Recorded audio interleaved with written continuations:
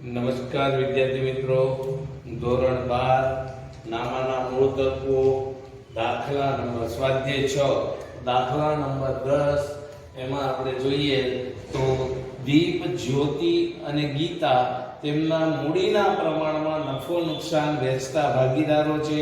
31/3/17 ના રોજ તેમનું પાકું સર્વે આપ્યું છે પેઢીનું. તો એમાં મૂડી ખાતામાં દીપ 1 લાખ, જ્યોતિ 1,50,000 અને ગીતા 1 લાખ છે. તો આ મૂડી,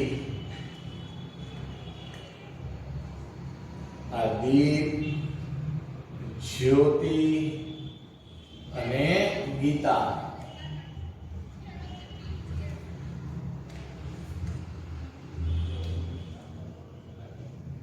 તો ત્રણેયની મૂડી આપી છે 1 લાખ, 1,50,000 અને 1 લાખ. તો હવે એનું પ્રમાણ શોધવાનું છે મૂડીનું પ્રમાણમાં. તો પ્રમાણ શોધવા માટે આપણે બધામાં કોમન જો તમે તો 4 મીંડા છે, 4 મીંડા કાઢો એટલે 10 રહેશે, 15 ને 10 તો 5 દુ 10, 5 તેરી 15 અને 5 દુ 10 એટલે આ મૂડીનું પ્રમાણ આવ્યું. આ જૂનું પ્રમાણ, આ જૂનું પ્રમાણ છે. અને તમને નવું પ્રમાણ પણ આપ્યું છે. જો સામાન્ય અનામત આપી છે, લેણદારો આપ્યો, પ્રોવિડન્ટ ફંડ આપ્યું છે, પછી ટોટલ 4,70,000 છે, પાઘડી આપી છે જૂની 14,000, જમીન મકાનની કિંમત 2,90,000 છે, ટ્રેડમાર્ક 60,000, પછી સ્ટોક 50,000 છે અને દેવાદારો 40,000, એમાંથી 6,000 ઘરખાતા અનામત બાદ કરેલી છે. Bank 22,000, total 4,70,000. હવે વધારાની જે વિગત આપી છે એ વધારાની વિગત જોઈએ તો જો પહેલું કીધું છે કે નવું પ્રમાણ આપ્યું છે નફા નુકસાનનું 1:1. હવે જૂનું પ્રમાણ બરાબર અને આ નવું પ્રમાણ આપ્યું છે 1:1. હવે જો અહીંયા કોણ રિટાયર થાય છે તો જ્યોતિ રિટાયર થાય છે, બરાબર. તો જ્યોતિ રિટાયર થાય છે અને દીપ અને ગીતાનું નવું પ્રમાણ તમને આપી દીધું છે કે 1:1 રાખવું. તો હવે જ્યોતિ રિટાયર થાય છે, આમે પ્રમાણ એ જ રહેશે. હવે પાઘડી જૂની આપી છે, સોરી નવી, પાઘડીનું મૂલ્ય 70,000 આપવામાં આવ્યું. તો પહેલા અહીંયા તમે જોઈ લો કે નવું પ્રમાણ અને જૂનું પ્રમાણ આપ્યું છે. તો એના ઉપરથી આપણે સૌપ્રથમ શું કરવું પડશે? નવું અને જૂનું પ્રમાણ આપ્યું છે એટલે લાભનું પ્રમાણ શોધીએ. તો લાભનું પ્રમાણ તમને સીધું જ મળી જાય. તો લાભનું પ્રમાણ શોધી નાખીએ પહેલા. તો લાભ બરાબર આ નવો ભાગ માઈનસ જૂનો ભાગ. તો પહેલા દીપની વાત કરીએ તો દીપનો લાભ નવો ભાગ છે 1/2. હવે જૂનો ભાગ છે 2/7. તો જો હવે લાભ થશે કે એ જોઈએ તો 14 લસા આવશે. તો અહીંયા તમે જુઓ તો 7 દુ 14 એટલે 7 અને 2 દુ 4 એટલે 3/14 આવશે લાભ આ દીપને. પછી ગીતાની વાત કરીએ, કારણ કે જ્યોતિ તો નિવૃત્ત થાય છે એટલે એનો લાભ જોવાનો નથી. તો એનો પણ નવો ભાગ 1/3 છે, એનું પણ પ્રમાણ 2/7 છે એટલે 7 - 4 જ આવશે, છેદમાં 14 આવશે એટલે 3/14. તો હવે આ થયું લાભનું પ્રમાણ. તો લાભનું પ્રમાણ તમે જુઓ 3/3 થાય એટલે માટે લાભનું પ્રમાણ 3/3 અથવા 1:1 નવું પ્રમાણ છે એ જ લાભનું પ્રમાણ આવશે. હવે આ થઈ વાત પ્રમાણની. હવે પાઘડીની ગણતરી કરીએ. તો જો પાઘડીમાં આપણને ખબર છે પાઘડી, તો એમાં જે જૂની પાઘડી છે જો જૂની પાઘડી પાકા સરવાળામાં 14000 આપી છે, આ જૂની પાઘડી 14000 જૂના પ્રમાણમાં એટલે કે 2:3:2 મુજબ માંડવી વાળો, બરોબર, માંડવી વાળા છે.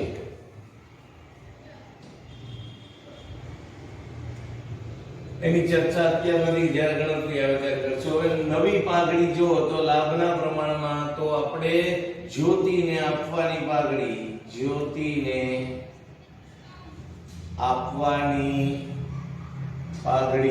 તો હવે પાઘડીનું મૂલ્ય 70000 છે, એનો ભાગ છે તમે જુઓ તો 3/7 એટલે 30000 રૂપિયા જ્યોતિને આપણે આપવાના થશે.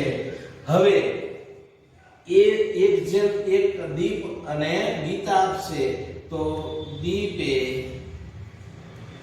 એટલે હવે જો આ જ્યોતિને આપવાની છે અને દીપે આપવાની પાઘડી અથવા દીપ જે છે લાભ મેળવે છે, બરાબર, આ જ્યોતિને આપવાની છે એટલે દીપે હવે જ્યોતિને આપવાની છે, દીપે આપવાની પાઘડી આ મેળવશે, આપવાની એટલે અહીંયા મેળવશે અને આ આપશે તો હવે 70000 ગુણ્યા જો હવે તમે એમનું લાભનું જે પ્રમાણ હતું એ લાભના પ્રમાણમાં જુઓ તો 3/14 અથવા 30000 છે અને 1:1 મુજબ વેચી દો તો પણ 15000 આવશે. આ 15000 પછી એવી જ રીતે ભાગીદાર ત્રીજું ગીતાની તો ગીતાએ આપવાની પાઘડી આ જ રીતે 70000 ગુણ્યા 3/14 અથવા મેં કીધું 30000 ગુણ્યા 1/3 કરશો તો 15000 આવશે. એટલે આનો મતલબ થયો કે આ 30000 પાઘડી જે જ્યોતિને મળશે એ કોણ આપશે? આ બે 15000 રૂપિયા આપશે. તો એની જે આપણે આમ નોંધ લખીએ છીએ એ મુજબ આપણે નોંધ કરવાની થાય તો એ આપણે અત્યારે લખતા નથી. આ બેના મૂડી ખાતે ઉધાર થશે અને આના મૂડી ખાતે જમા થશે. આમ નોંધ એ રીતે થશે. હવે જોઈએ તો હવે તમને જે વિગત આપી છે એ ગણતરી કરવાની જોઈ લઈએ આગળ. તો જો દેવાદારો પર 10% સુધી ગાલખાદ અનામત ઘટાડવી, બરાબર, એટલે એ આપણે જ્યારે આવશે ત્યારે ગણતરી કરશું. અને સ્ટોકની પડતર કિંમત કરતા 25% વધારે કિંમતે દર્શાવેલ છે. હવે જે પડતર કિંમતે નોંધવાનું છે તો જો એક આ થોડું અલગ છે. હવે અહીંયા તમારે ગણતરી આની પણ ખાસ ધ્યાન રાખવાની છે. ધારો કે પડતર કિંમત 100 રૂપિયા છે. હવે આ તમને વધુ કિંમતે દર્શાવી વધતા 25% વધુ કિંમત વધારો, બરોબર, તો 25 રૂપિયા વધારે થાય છે એટલે 125 છે એ આ બજાર કિંમત હોય. હવે તમને એવું કીધું છે કે પડતર કિંમતે બતાવવાનું છે તો જો તમે અહીંયા 125 રૂપિયા બજાર કિંમત હોય તો પડતર કિંમત કેટલી? 100 માટે હવે જો તમને અંદર જે સ્ટોક આપ્યો છે એ સ્ટોકની કિંમત અંદર આપી છે 50000 રૂપિયા, તો 50000 રૂપિયા બજાર કિંમત હોય તો પડતર કિંમત કેટલી થશે? આ રીતે ત્રિરાશિ માંડશો એટલે 50000 ગુણ્યા 100 છેદમાં 125 એટલે 40000 રૂપિયા સ્ટોકની કિંમત આવશે. એનો મતલબ કે 10000 ભેગા. જો તમે સીધા 50000 ના 25% કરે તો 12500 આવે તો ગણતરી તમારી ખોટી પડે.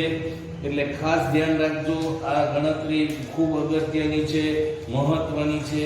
હવે અહીંયા આપણી બધી ગણતરી પૂરી થઈ ગઈ. તો હવે આપણે સીધા જ દાખલા ઉપર જઈએ છીએ. હવે આપણે સૌપ્રથમ નક્કી કરવાનું છે કેટલા ખાતા બનાવવાના. આપણને મોસ્ટલી ખબર જ છે 4 ખાતા બનાવીએ છીએ. 4 ખાતામાં પહેલું છે પુનઃ મૂલ્યાંકન ખાતું. તો એ આપણે વિગતો લખી નાખીએ. આ દાખલા નંબર 10 બરોબર સ્વાધ્યાયનો છે. અહીંયા ઉધાર લખીએ છીએ. અહીંયા વિગત, આ રકમ રૂપિયા, આ વિગત રકમ રૂપિયા, અહીંયા જમા, અહીંયા પુનઃ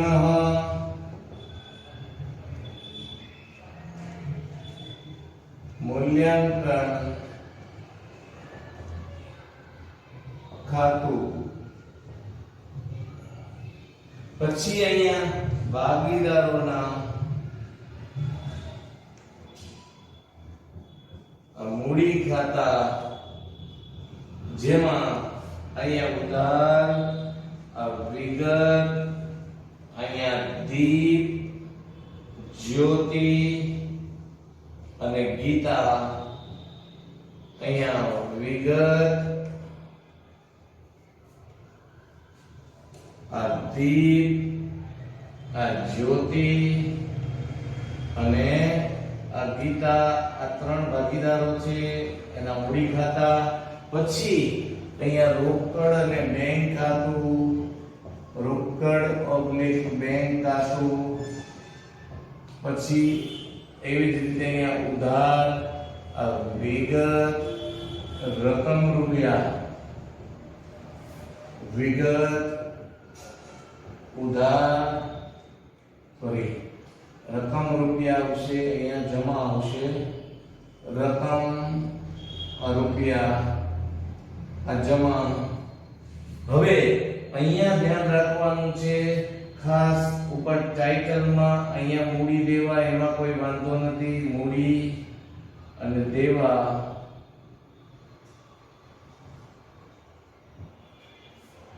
આ રકમ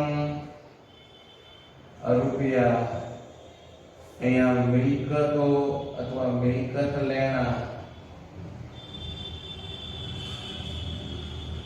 અહીંયા રકમ રૂપિયા. હવે અહીંયા ખાસ લખવાનું છે આપણે તારીખને 31/3/17 ના રોજનું બાકી સર્વે આવ્યું છે. એટલે 31/3/17 જે નિવૃત્ત થાય છે એની વાત આપણે અહીંયા કરવાની છે. તો સૌપ્રથમ અહીંયા તારીખ લખીએ.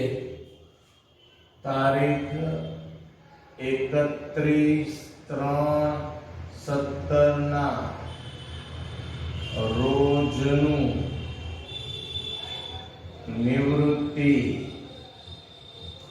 બાદનું પાકું સરવૈયું. જો ખાસ ધ્યાન રાખજો, તમે આ 31/3/17 ના રોજનું પાકું સર્વે બનાવો છો અને એ નિવૃત્તિ બાદનું છે. એટલે આપણે એવું લખીએ છીએ કે નિવૃત્તિ બાદનું. તો હવે દાખલામાં જઈએ. તો દાખલામાં તમને બધાને ખબર જ છે, સૌપ્રથમ આપણે બાકી લખી નાખીએ છીએ મૂડી ખાતાની. તો મૂડી ખાતાની બાકી 1,50,000 અને મૂડી ખાતાની ઓલવેઝ જમા બાકી હોય છે. એટલે બાકી આગળ લાવ્યા એમાં 1 લાખ, દીપમાં 1,50,000, જ્યોતિમાં અને 1 લાખ ગીતાના છે. તો આ રીતે ત્રણેયની બાકી લખો. પછી રોકડ બેંકની બાકી લખવાની છે. તો રોકડ બેંકની બાકી આપી છે 22,000 રૂપિયા. આ બાકી આગળ લાવ્યા આ 22,000 રૂપિયા. હવે આપણે જે અનામતો અને એ આપ્યું હોય એ આપણે વેચી દઈએ છીએ. તો અહીંયા પહેલા સામાન્ય અનામત આપ્યું છે. તો સામાન્ય અનામત 28,000 છે, જૂના પ્રમાણમાં વેચવાનું છે. તો અહીંયા આ સામાન્ય અનામત. હવે એ જૂનું પ્રમાણ તમે જુઓ તો 2:3:2 છે અને નવું પ્રમાણ 1:1 છે. તો 2 ને 3 5 ને 2 7 થાય છે. તો 28,000 ને 7 વડે ભાગો એટલે 1 ભાગે 4,000 આવે છે, એટલે 2 ભાગે 8,000 આવશે, 3 ભાગે 12,000 આવશે અને 2 ભાગે પાછા 8,000. તો આ રીતે સામાન્ય અનામતની વહેંચણી કરી દો એટલે સામાન્ય અનામત આમાંથી નીકળી જશે. પછી સામાન્ય અનામત નીકળી જાય પછી તમે જુઓ તો હવે અહીંયા કોઈ એવું છે નહીં, પ્રોવિડન્ટ ફંડ એવું કહેવાય. તો હવે આપણે જે જૂની પાઘડી આપી છે એ જૂની પાઘડી પહેલા લખી નાખીએ.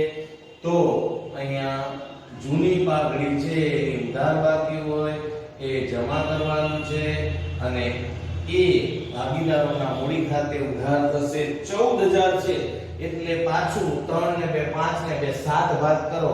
14,000 ના 1 ભાગે 2,000 એટલે અહીંયા 4,000, પછી અહીંયા 6,000 અને અહીંયા 4,000. તમે જુઓ ઓલા 28,000 હતા, આ અડધા 14,000 છે તો આની અડધી રકમ જ થાય. આ થોડું કોમન સેન્સ નો સવાલ છે. હવે જે 30,000 રૂપિયા જે આપણે ગણતરી કરી હતી પાઘડીની, એ પાઘડી આપણે લખી નાખીએ. તો હવે એ પાઘડી લખીએ તો જો તમે આપણે એની નોંધ એવી થતી હતી કે દીપના મૂડી ખાતે ઉધાર 15,000. તો ઉધાર બાજુ લખો અહીંયા જ્યોતિ ખાતે, જ્યોતિના મૂડી ખાતે 15,000 દીપમાં લખવાના છે અને 15,000 ગીતામાં લખવાના છે. હવે આ 30,000 છે જ્યોતિના ખાતામાં જમા કરવાના છે. તો એ જ્યોતિના ખાતામાં આપણે જમા કરીએ તો અહીંયા લખવાનું છે કે દીપના મૂડી ખાતે, પછી અહીંયા ગીતાના મૂડી ખાતે.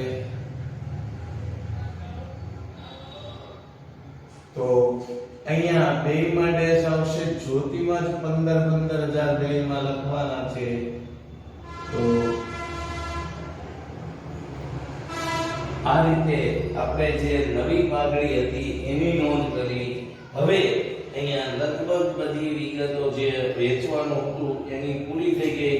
તો હવે હવાલા મુજબ આપણે નોંધ કરતા જઈએ અને જે વિગત બાકી રહેશે એની પછી આપણે નોંધ કરશું. તો હવે જુઓ પહેલા હવાલામાં એવું કીધું છે કે પાઘડી, તો એ તો થઈ ગયું. બીજા હવાલામાં એવું કીધું છે દેવાદારો પર ગાલખા દરમાં 10% સુધી ઘટાડવી. તો અહીંયા તમે જુઓ તો દેવાદારો તમને આપ્યા છે 40,000. જો સમજો આ દાખલામાં સમજવા જેવી છે. દેવાદારો 40,000 આપ્યા છે અને તમને અંદર ગાલખા અનામત આપી 6,000. પણ હવે એમ કીધું 10% સુધી તે, તો 10% સુધી ઘટાડવાની એટલે 10% ગાલખા અનામત. તો 10% એટલે 4,000 થાય. તો અહીંયા 36,000 લખવાના છે. હવે 6,000 ગાલખા રાખી હતી તો હવે 4 જ રાખવાની છે. તો 2,000 નો ફાયદો થયો. તો એ ફાયદો છે એટલે પુનઃ મૂલ્યાંકન ખાતાની જમા બાજુ ગાલખા અનામત ખાતે. ખાલી તમારી જાણ ખાતર અહીંયા 6,000 હતી, હવે 4,000 રાખવાની થઈ એટલે 2,000 નો ફાયદો થયો. બીજો પછી ત્રીજો વાળો છે સ્ટોક. તેની પડતર કિંમત કરતા 25% વધારે કિંમતે દર્શાવી છે. એ આપણે ગણતરી કરી. અંદર સ્ટોક આપ્યો છે 50,000 પણ એમાંથી હવે થઈ ગયા 40,000. તો સ્ટોકની કિંમત તમે જુઓ તો 40,000. તો 50,000 હતા, 10,000 ઘટ્યા, નુકસાન થયું. પુનઃ મૂલ્યાંકન ખાતાની ઉધાર બાજુ અહીંયા સ્ટોક ખાતે આ 10,000 રૂપિયા જે આપણે ગણતરી કરી હતી એ મુજબ અહીંયા હું બીજી ચર્ચા નથી કરતો. હવે પછીનો હવાલો છે ટ્રેડમાર્કના 60,000 ચાલુ વર્ષે ચૂકવેલ છે તે 6 વર્ષ માટેના છે. જો હવે ટ્રેડમાર્ક છે એક આપણો મિલકત છે, અદ્રશ્ય મિલકત છે, તો એ મિલકત 6 વર્ષ માટે આ ચૂકવી દીધા છે 60,000 રૂપિયા. તો એ 60,000 છે એના તમે 6 વડે ભાગો તો 1 ભાગે 10,000 થશે. એટલે કે આ વર્ષે ટ્રેડમાર્કના 10,000 માંડી વાળવાના છે, એટલે 12 લખવાના છે 50,000. અને 10,000 જે નુકસાન થયું એ પુનઃ મૂલ્યાંકન ખાતાની ઉધાર બાજુ આવશે. ટ્રેડમાર્કના માંડી વાળા, ટ્રેડમાર્કના માંડી વાળા. હવે અહીંયા 10,000 પછીનો હવાલો છે કે પ્રોવિડન્ટ ફંડની જવાબદારી 35,000 નક્કી થઈ. તો અહીંયા આપણને પ્રોવિડન્ટ ફંડ 32,000 આપ્યો છે, તો અહીંયા હવે 3,000 લીધા. તો પ્રોવિડન્ટ ફંડ, હવે પ્રોવિડન્ટ ફંડ છે એ નુકસાન છે, એટલે પ્રોવિડન્ટ ફંડની જે જવાબદારી છે એ જવાબદારી હવે વધી, એટલે કે 3,000 નુકસાન ગયું, એટલે અહીંયા 35,000 લખો. અને 3,000 છે એ પુનઃ મૂલ્યાંકન ખાતાની ઉધાર બાજુ લખો. પ્રોવિડન્ટ ફંડમાં વધારો, તો પ્રોવિડન્ટ ફંડમાં વધારો લખીએ, અથવા દેવાનો પ્રોવિડન્ટ ફંડની જવાબદારી છે વધી છે, એટલે બરાબર ફંડમાં વધારો 3,000 દેવું છે એટલે જવાબદારી છે. તો અહીંયા એમ લખો પ્રોવિડન્ટ ફંડની જવાબદારી, તોય વાંધો નહીં. પ્રોવિડન્ટ ફંડની આ જવાબદારી એટલે તમને ખબર પડે કે ભાઈ ક્યાં આયા લખ્યું. હવે છેલ્લો હવાલો છે કે નવી પેઢીની કુલ મૂડી જૂની પેઢીની કુલ મૂડી જેટલી જ રાખવી. આ મૂડી દીપ અને ગીતા તેમના નવા નફા નુકસાનના પ્રમાણમાં રાખશે. આ માટેની તફાવતની રકમ છે એ ચાલુ ખાતે લઈ જવાની છે. હવે આ એક થોડું અલગ છે, પણ એની ગણતરી આપણે પછી કરશું. પહેલા હવે જે વિગતો બાકી રહી છે એ લખીએ. તો જો હવે જવાબદારી સાઈડ જો તમે, તો સામાન્ય અનામત અહીં લેણદારો 60,000 અહીંયા લખવાના બાકી છે, તો એ લખી નાખો લેણદારો 60,000. પછી પ્રોવિડન્ટ ફંડ આવી ગયું, સામાન્ય અનામત જતું રહ્યું.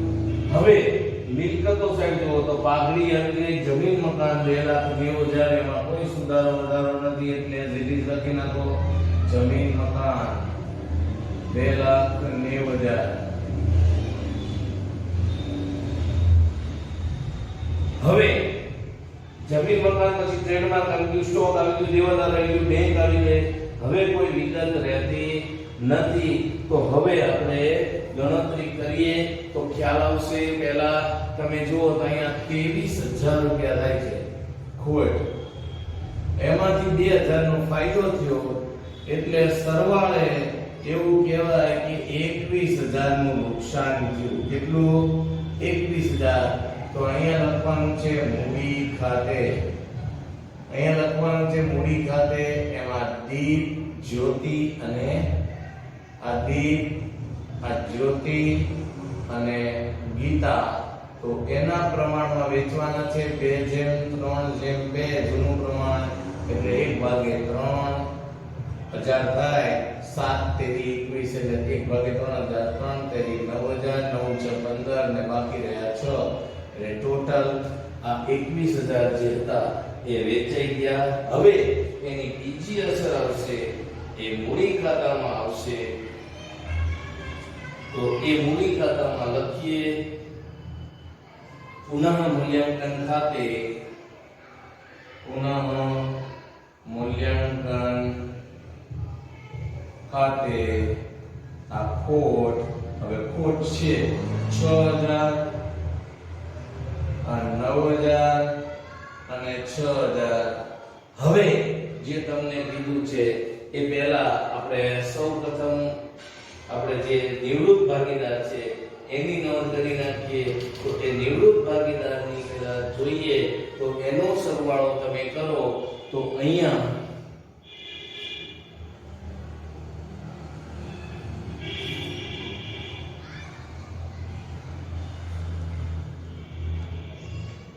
1,92,000 થાય છે.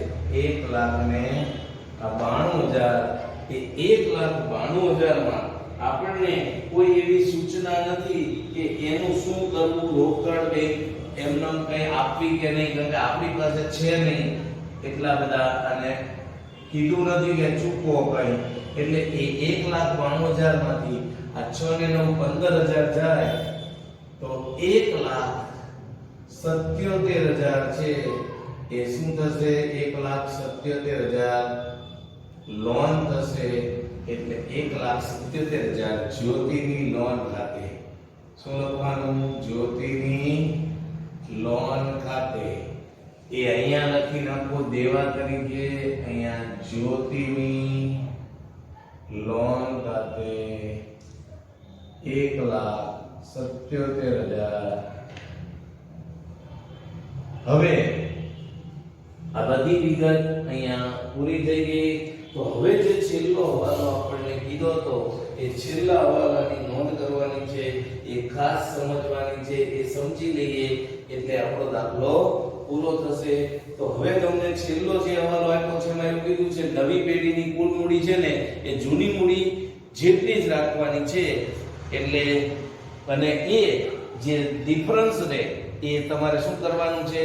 દીપ અને ગીતા નવા નફા નુકસાનના પ્રમાણમાં રાખશે અને રકમ જે ડિફરન્સ આવશે એ ચાલુ ખાતે લઈ જવાની. તો તમે જો જૂની મૂડી કેટલી હતી? 1 લાખ, 1 લાખ, 2 લાખ, 3,50,000 હતી. તો એને બે ભાગ કરો, સરખા ભાગે, કારણ કે એનું નવું પ્રમાણ શું આપ્યું છે? 1/1. તો આ 1/1 મુજબ અહીંયા લખી નાખો બાકી આગળ લઈ ગયા. આ 3,50,000 ના બે ભાગ કરો તો 1,75,000 આને રાખવાના છે અને આ ભાઈએ પણ એને 1,75,000 રાખવાના છે. જ્યોતિ નિવૃત્ત થઈ જાય છે.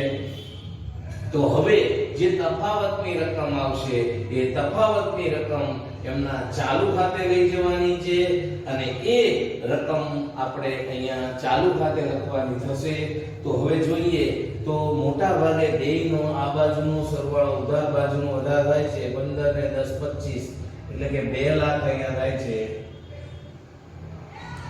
અહીંયા 2 લાખ લખી નાખો. તો આ જે રકમ છે એ 92,000 છે એ ચાલુ ખાતે લખવાના છે. ચાલુ ખાતે.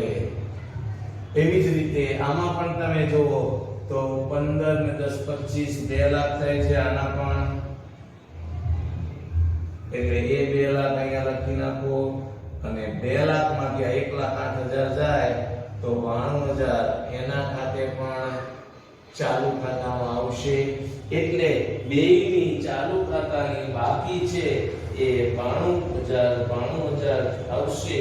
એ 92,000 બાકી આવી એ તમારે આ ચાલુ ખાતાની કઈ બાકી કહેવાય? ચાલુ ખાતે લઈ જવાના છે. હવે દીપ અને ગીતાની જે આ 92,000 બાકી આવી છે એ ઉધાર બાકી કહેવાશે. તો એ ઉધાર બાકી હોવાથી મિલકત લેણા બાજુ આવશે. તો ચાલુ ખાતા દીપ 92,000 અને જ્યોતિ પણ જ્યોતિ નહીં આવે, એના બદલે આવશે ગીતા. તો એના પણ 92,000 અહીંયા લખવાના છે. એટલે બેયનો સરવાળો કરો 1,84,000 થશે. અહીંયા મૂડી ખાતા બંધ થઈ ગયા. હવે રોકડ અને બેંક ખાતું બંધ કરી દો. પણ એ પહેલા મૂડી ખાતાની જે બેયની બાકી છે એ લખી નાખીએ. તો મૂડી ખાતા અહીંયા દીપ અને આ ગીતા 1,75,000 એટલે કે જે જૂની બાકી છે એ આપણે મૂડી કુલ રાખવાની છે 3,50,000. હવે તમે રોકડ ખાતાનો સરવાળો કરો તો રોકડ ખાતામાં માત્ર એક જ નોંધ છે, બીજી કોઈ નોંધ જ નથી. એટલે બાકી આગળ લઈ ગયા, બાકી આગળ લાવ્યા. ખાલી એટલી જ નોંધ કરવાની. કદાચ આ ખાતું ન બનાવ્યું હોય તો ચાલે, પણ કીધું છે એટલે બનાવવું પડે, નહીતર કઈ વાંધો નહીં, સીધું જ લખી નાખો. બાકી આગળ લઈ ગયા તરીકે.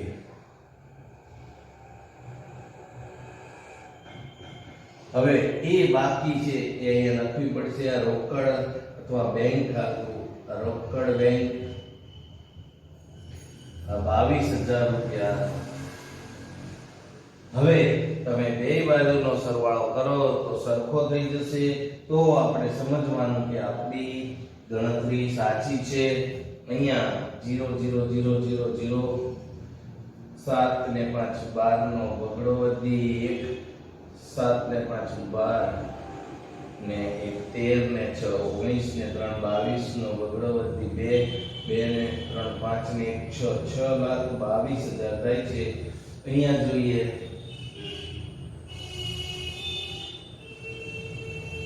2 6 8 ને 4 12 નો બગડો વધી 1 10 5 15 2 17 3 20 4 24 ને 8 32 નો બગડો વધી 3 ને 2 5 ને 1 6 6,22,000 અહીંયા પણ આવી જાય છે, અહીંયા પણ આવી જાય છે. એટલે કે આપણો દાખલો 100% સાચો છે. અહીંયા આ 8 માર્કનો દાખલો પૂરો થાય છે.